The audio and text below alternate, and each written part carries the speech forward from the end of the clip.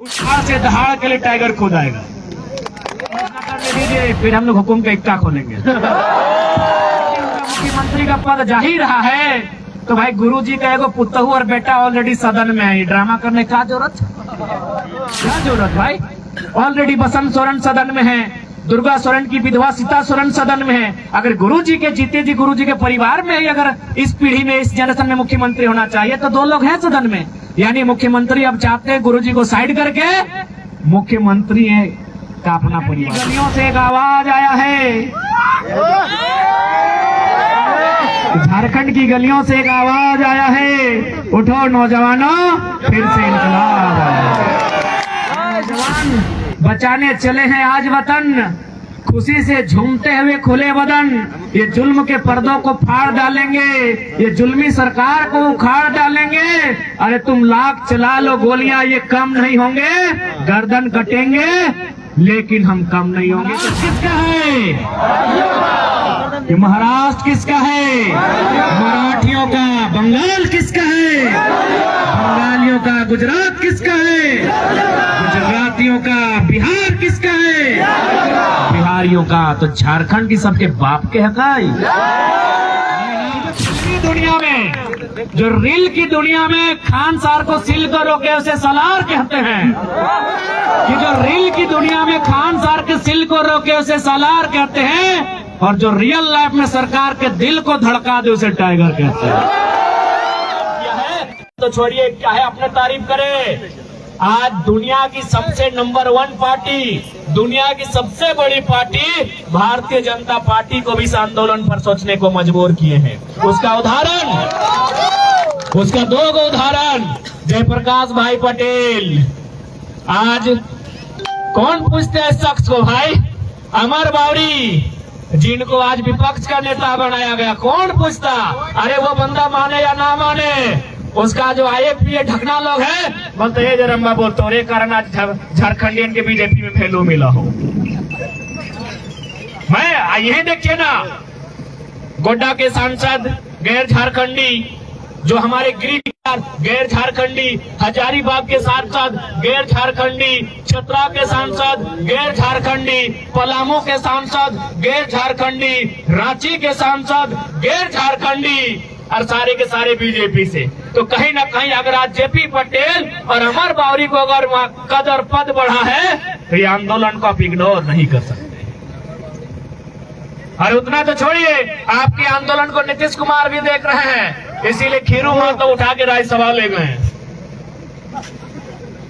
खीरू महतो अपनी राजनीति के अंतिम तारीख उस शख्स को नीतीश कुमार भी उठा के बिहार राज्यसभा ले गए। कहे देखा कि भाई ये आंदोलन जोरदार चल रहा है, आंदोलन का नेतृत्व करने वाला जिस समुदाय से है उसी समुदाय को लेके गए।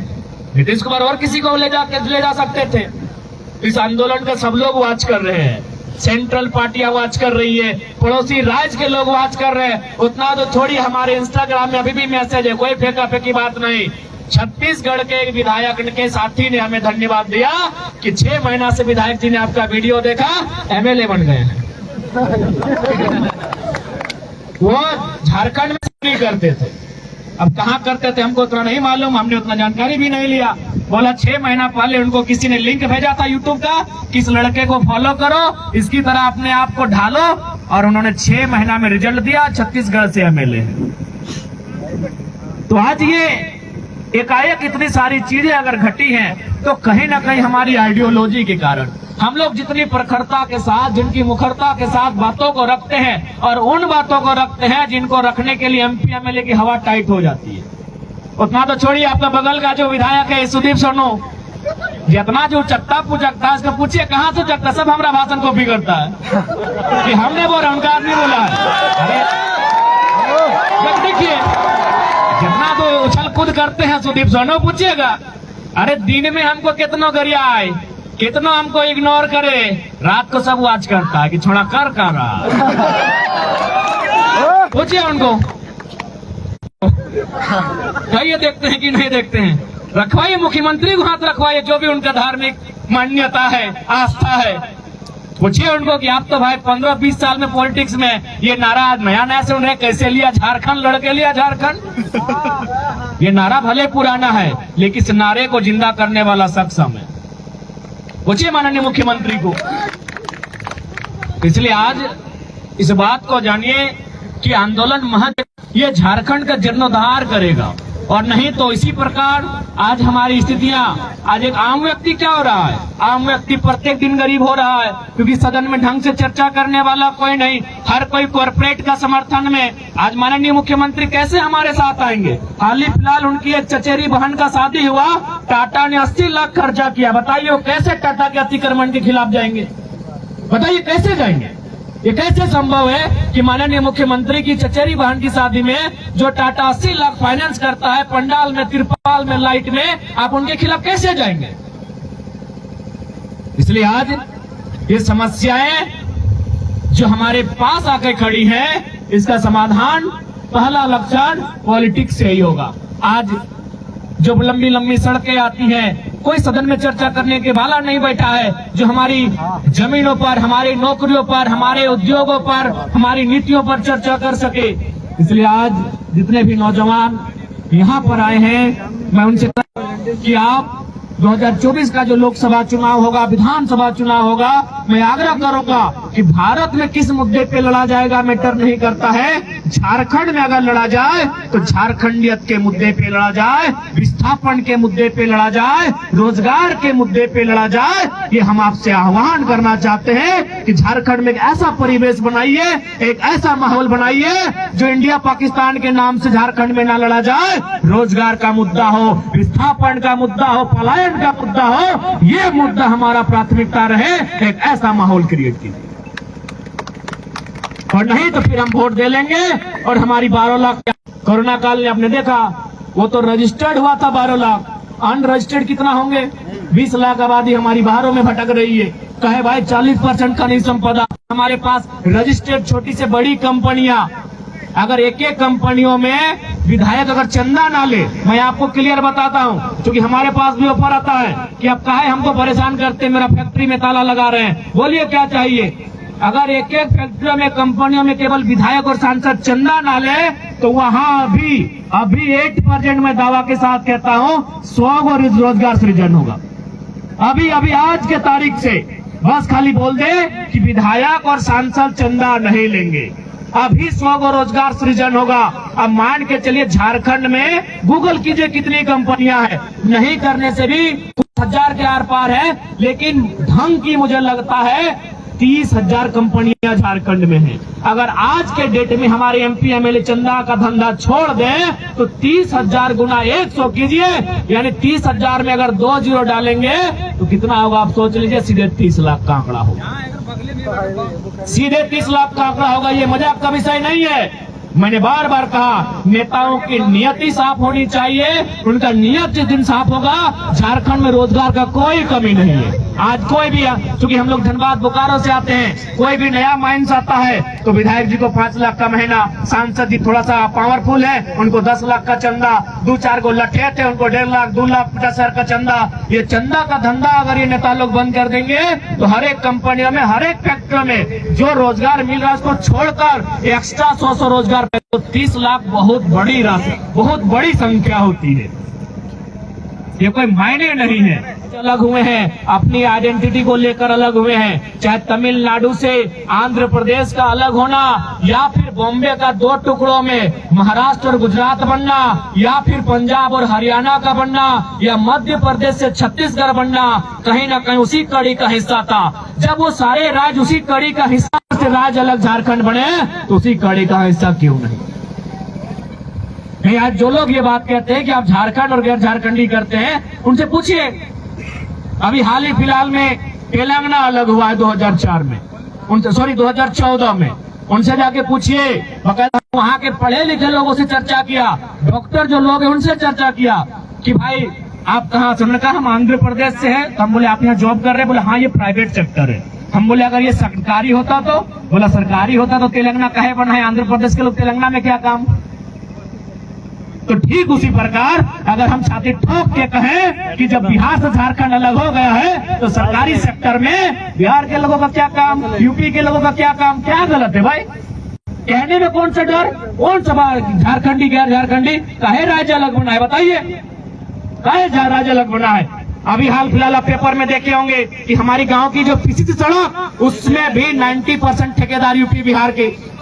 तो झारखंड राज्य काहे बना है? झालमुड़ी बेचने के लिए? झारखंड राज्य चिनिया बादाम बेचने के लिए बना है? बताइए, कोई गलत नहीं है। जिनको बुरा लगता है लगे, हम अपने स्टैंड में कायम हैं, हमारा स्टेटमेंट कभी नहीं बदलेगा। जिनको पेट में दर्द हो होने दीजिए। हमारे लोगों को बिहार में जिस प्रकार से नौकरियां मिलती हैं, यूपी के लोगों को झारखंड में मिले 10% में, प्राइवेट सेक्टर मिले 25% में। लेकिन आप देखिए जितना भी आउटसोर्सिंग, जितने भी कॉन्ट्रैक्टर, जितने बड़े बिल्डर, जितने बड़े ठेकेदार, सब तो गैर झारखंडी है। तो बच्चा भाई हम लोग क्या करें? चिनिया बादाम बेचे खंडोली में, ले बादाम बादाम कच्चा बादाम क्या करें बताइए? इसलिए ये लड़ाई हमारी कहीं गलत नहीं है मेरे साथियों। उनको एक लाइन पूछिएगा कि भारत के संविधान को आप पढ़िए। अगर आप में इतनी कुव्वत है, आप में अगर इतनी साहस है, तो जाके भारत के संविधान में लिखवा दीजिए इंडिया इज ए कंट्री।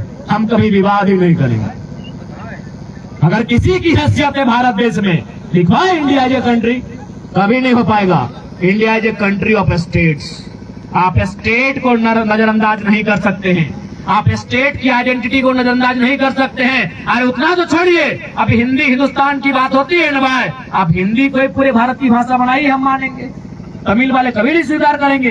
काहे स्वीकार करेंगे? उनका अपना तर्क है कि तमिल भाषा हिंदी से प्राचीन भाषा है कि नहीं? ये भारत की यही खूबसूरती है कि विविधताओं में एकता, सभी की विविधताएं हैं, उनको संभाल के समेट के रखिए। लेकिन आप किसी आइडेंटिटी के नाम पर किसी एक को डैमेज करेंगे, ये कोई स्वीकार नहीं करेगा। जब गुजरात की आइडेंटिटी है, अभी हाल फिलहाल हमारे एक साथी का गुजरात में सिलेक्शन हुआ था, इंटरव्यू गुजराती लिटर में पटक दिया, जाओ न पढ़ेगा ना इंटरव्यू में जाएगा, ना वो पढ़ेगा ना इंटरव्यू में जाएगा। अभी भाषा की बात आती है, अभी सिंपल 28 तारीख को और 4 तारीख को सीजीएल का एग्जाम है ना भाई, झारखंड का एग्जाम है। अगर वहाँ सवाल ये पूछा कि बोदनी ढेकिया कूटा ले, ढेकिया कुटते कुटते कानी अंगरिया छछाए ले, राजस्थान का आदमी का समझ में आएगा बताइए? क्या बताइए? सवाल तो यही होता है। अरे भाई परीक्षा में क्या सवाल होता है? यही होता है, एक कहानी का सार होता है, आंसर देना होता है, इसी पर चल होता है। बाकी कितना भी राज्य जहाँ गुजराती में, बंगाली में, मराठी में सवाल लिया जाता है, देखिए इसी प्रकार लोक कथाएं होती है, उनके आंसर करना होता है, उनकी भाषा उनको समझ में आती है। तो बताइए कौन समझता कि बदली ढाकिया कुटा या कुटाई ले ले? ये समझता? असम का आदमी समझता? नहीं समझता। तो ये है भाषा की ताकत। इसलिए भाषा के प्रति बिल्कुल कट्टर होना पड़ेगा। हम सम्मान सभी भाषा का करते हैं, लेकिन भैया कानूनी मान्यता उन्हीं भाषाओं को मिलेगी। नहीं होता झारखंड में जिला वाइज दीजिए, बुद्धिजीवियों की बैठक बुलाइए, लेकिन आप झारखंड की आइडेंटिटी को इस प्रकार तोहिन नहीं कर सकते हैं। यदि आज झारखंड की आइडेंटिटी तोहिन हुई और अगर हम चुप बैठे, आज तो 20 लाख लोग बाहर हैं, कल वो कहीं 40 लाख की संख्या ना पार करें। और आप जाके देखिए आपके कोयला के खदानों में, आपकी इन 50,000 फैक्ट्रियों में कहाँ के लोग हैं? उतना तो छोड़िए, आप जो बड़े बड़े विश्वविद्यालय वहां जाके देखिए। अच्छा एक बात बताइए, यहाँ बाहरी भीतरी की बात होती है, क्या हमने गिरिडीह के डीसी को कभी कहा कि डीसी गो बैक? नहीं कहा, क्योंकि भाई ये सेंट्रल वैकेंसी है, ये फर्स्ट ग्रेड की वैकेंसी है। क्या हमने कहा? या फिर बिनो भाई में जो प्रोफेसर हैं उनको कहा मार के चले जाइए? कहा? नहीं कहा, क्योंकि वो नेट जेआरएफ वाले हैं, सेंट्रल वैकेंसी है। अब यदि कोई टीजीटी की नौकरी में आएगा, कोई चपरासी बन के आएगा, कोई दरोगा बन के आएगा, तो विरोध करे कि नहीं करे? आप बताइए। क्या भाई हमने बताइए कब डीसी का विरोध किया? बताइए हमने यूनिवर्सिटी के प्रोफेसर का कब विरोध किया? अब टीजीटी में भी आप लोग आएंगे, पीजीटी में भी आप लोग आएंगे, तो हम लोग हाथ सिलते हैं? नहीं, वही आपको हम लोग हाथ सिलते हैं। अब चपरासी में भी आप आइएगा, जमादार में भी आप आइएगा, हवलदार में भी आप आइएगा, तो हम लोग क्या करेंगे? घंटी बजाएंगे। इसलिए बिल्कुल भ्रम में मत पड़िए। जाइए, अगर आपको जानना है तो हर स्टेट में घूम के आइए। सबके रिश्तेदार रहते होंगे, कर्नाटक में रहते हैं, महाराष्ट्र में रहते हैं, पूछिए क्या कंडीशन है? पूछिए भाई, गुजरात में रहते हैं, पूछिए क्या कंडीशन है? यानी इनको दर्द होता है केवल झारखंड से कि झारखंडी कुछ ना मांगे। कहे ना 40% कोयला, 40% खनिज संपदा, कोयला, अवरक, ढका, पत्थर सब यहाँ है, यही इनको दर्द होता है। आज हमारे लोग, हम बिल्कुल महाराष्ट्र में खड़े थे, हमने मराठी लोगों के बीच कहा कि देखिए आपके सामने हम कहेंगे, आपके महाराष्ट्र के लोग हमारे झारखंड में रहते हैं, लगभग हम 50 लोगों को जानते हैं, लेकिन वो 50 के 50 HR हैं, GM हैं, हमारे वहां के 5 लाख लोग आपके महाराष्ट्र में रहते हैं, सारे लेबर बन के रहते हैं, सारे लेबर बन के रहते हैं। उन्होंने भी कहा कि हमें नहीं पता था कि झारखंड में इतना अन्याय हो रहा है। हम बोले आपके देखिए, आप महाराष्ट्र के लोग हैं झारखंड में, लेकिन वो कहाँ है? HR के रैंक में है, GM के रैंक में है, सुपरवाइजर के रैंक में है, और हमारे लोग आप ही के महाराष्ट्र में रहते हैं, क्या है? वर्कर हैं, लेबर हैं। तो ये स्थिति हमारी है। क्या लड़ाई गलत है भाई? कौन सा हम लोग गुनाह किए? अगर झारखंड में ये आप भी छोड़ देते हैं। अगर हम लोग गुनाह किए, अगर ये कहना अपराध है, तो हम लोग कभी नहीं चाहेंगे आप हमारा सहयोग करें। लेकिन अगर आपको 1% भी लगता है कि नहीं, 23 सालों के इतिहास में कोई आया है जो पहाड़ से झारखंड को लेकर दहाड़ मारे, तो साथ देना चाहिए, आपको साथ देना चाहिए। नहीं तो आज लोग गूंगे हो चुके हैं। विधानसभा में जब CGL की बात आती है, पेपर लीक की बात आती है, किसी का थोथना नहीं खुलता है, सब चुपचाप हो जाता है। लेकिन जैसे ही पेमेंट बढ़ाने की बात आती है, सब खुश हो जाते हैं। यार कोई पक्ष रहे विपक्ष रहे, 2,72,000 विधायक का पेमेंट है, उसको हम लोग काट के 50,000 मिलाएंगे। सेवा करने वाला को इतना पैसा नहीं चाहिए। 81 को विधायक से अगर हम लोग 2-2 लाख बचाएंगे तो गुना कीजिए, तो कितना बचा रहे हैं एक महीना में? एक बंदा का 2 लाख, 81 को है 1,60,00,000। उतना पैसा हम लोग एक महीना में बचाएंगे।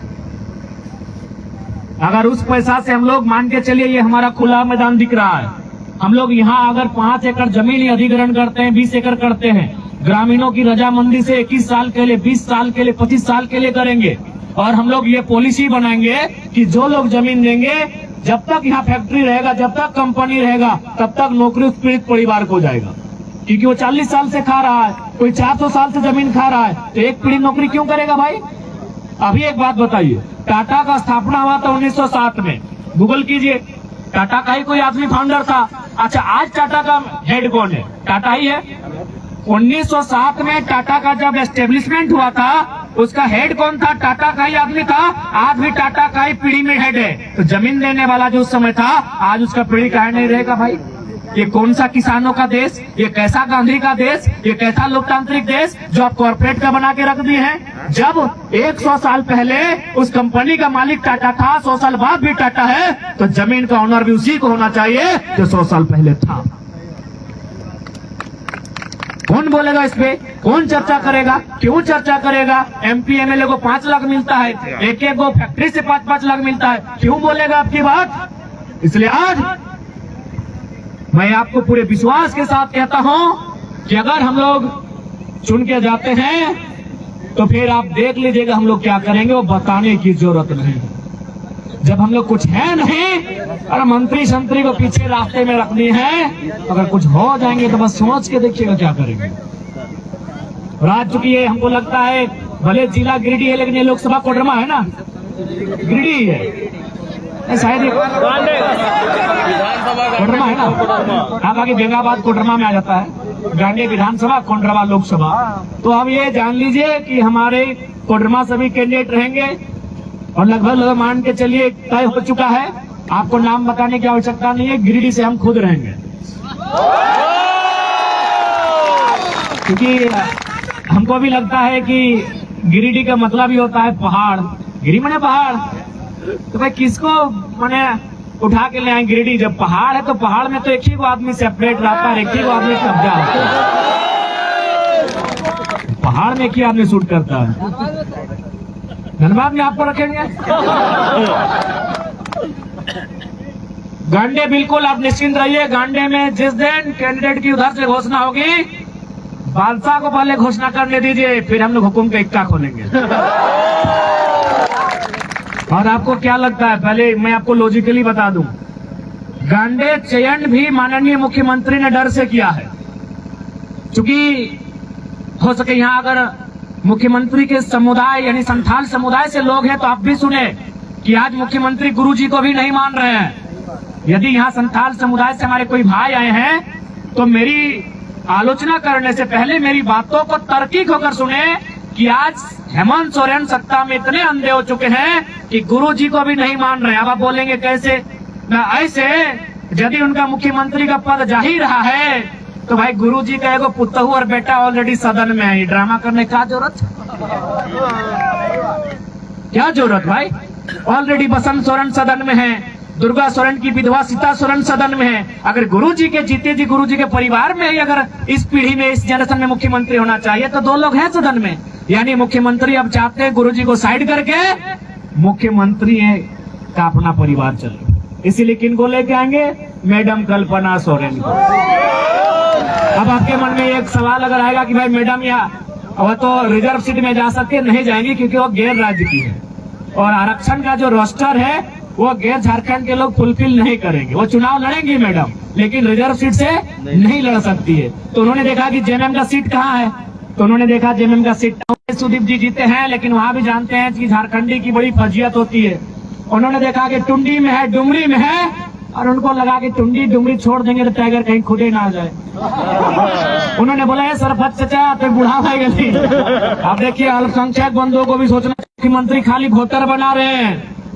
अरे अगर सीट माइनस ही करना था तो जाके करते कहीं हो। सरफराज शाह जैसे इतने बेचारे बुजुर्ग व्यक्ति को उन्होंने सीट को माइनस किया। अल्पसंख्यक लोग आप लोग केवल वोटर नहीं है, इस बात को ध्यान रखिए। इसलिए आज ये मुख्यमंत्री बहुत प्लानिंग के साथ इस सीट को खाली किए हैं। खैर उनका उम्मीद है कि गांडे की जनता जवाब देगी और नेपोटिज्म तो बिल्कुल भी नहीं चलना चाहिए। वो जैसा ही लोकसभा खत्म होगा हम लोग विधानसभा पे चर्चा करेंगे। तो फिलहाल ज्यादा समय नहीं है, तबीयत भी ठीक ठाक नहीं है। बाकी सबको फिर से झारखंड की गलियों से एक आवाज आया है, झारखंड की गलियों से एक आवाज आया है, उठो नौजवानों फिर से इनकलाब आया। ये नौजवान बचाने चले हैं आज वतन, खुशी से झूमते हुए खुले बदन। ये जुल्म के पर्दों को फाड़ डालेंगे, ये जुल्मी सरकार को उखाड़ डालेंगे। अरे तुम लाख चला लो गोलियां, ये कम नहीं होंगे, गर्दन कटेंगे लेकिन हम कम नहीं होंगे। तो झारखंड आप एक नई विचारधारा को स्थापित कर रहा है, इस बात को आप याद रखिएगा। झारखंड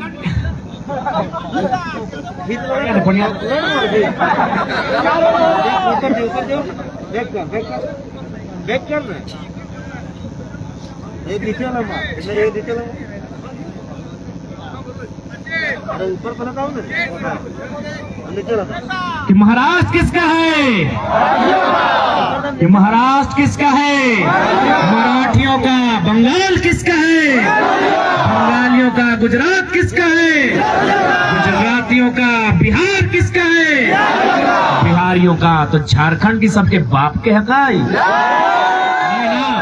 अरे भाई आइए, आपका कौन मना किया है? पूरे भारत में आइए, खुशी से खाइए, मौज मनाइए, चले जाइए। अभी हमारे लोग बिहार में बीपीएससी का परीक्षा निकाले हैं, हम उनसे टेलीफोन में बात की, क्या इरादा है? बोला नौकरी खत्म होगा झारखंड चले जाएंगे। लेकिन झारखंड है, नौकरी तो छोड़िए, सरकारी क्वार्टर में दामाद बन के कब्जा करके लोग बैठा है। जितना बीसीसीएल का क्वार्टर, बोकारो में सेक्टर का क्वार्टर, सिंदरी में हार्ल का क्वार्टर, सारा कब्जा करके बाहर के राज्य के लोग बैठे हैं। ये गलत है, हमारे लोग भी गलत अन्य राज्यों में है। नौकरी खत्म, किस्सा खत्म। आप भी यहाँ क्या कब्जा करके बैठे हैं? नौकरी खत्म, टाका पैसा कमा के निकल जाइए।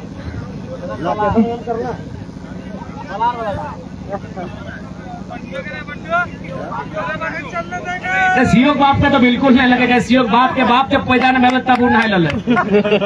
ठीक है, 24 आ जाए सबके हिसाब के।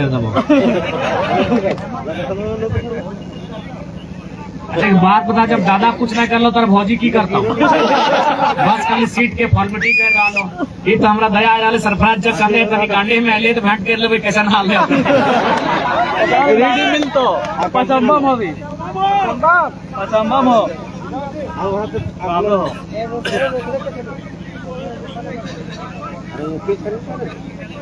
ठीक है फोटो बात बताओ। आज तक हमरा बुझे आजाद भारत के सबसे सेल्फी हमारे खींचल, आज खींच लेंगे कते जाने 500 आज तक 5 लाख आदमी से फोटो खिंचा ले, 5 जाने हार्डली हम खिंचा ले बस खाली आराम से।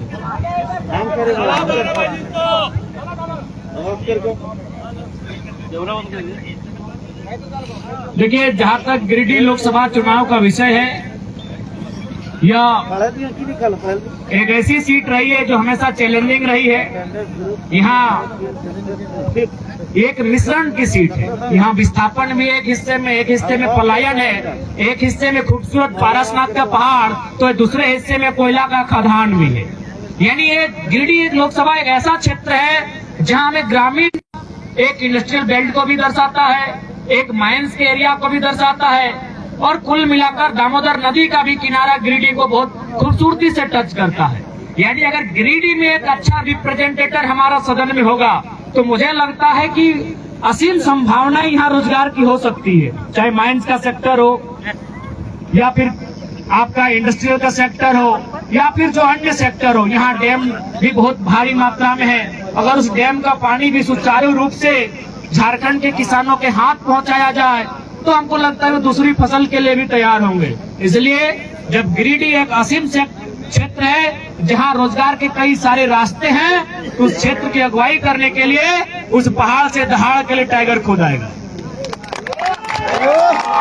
कि जो फिल्मी दुनिया में, जो रील की दुनिया में खान सार को सिल कर रोके उसे सलार कहते हैं, कि जो रील की दुनिया में खान सार के सिल को रोके उसे सलार कहते हैं, और जो रियल लाइफ में सरकार के दिल को धड़का दे उसे टाइगर कहते हैं। जय झारखंड, जय झारखंड।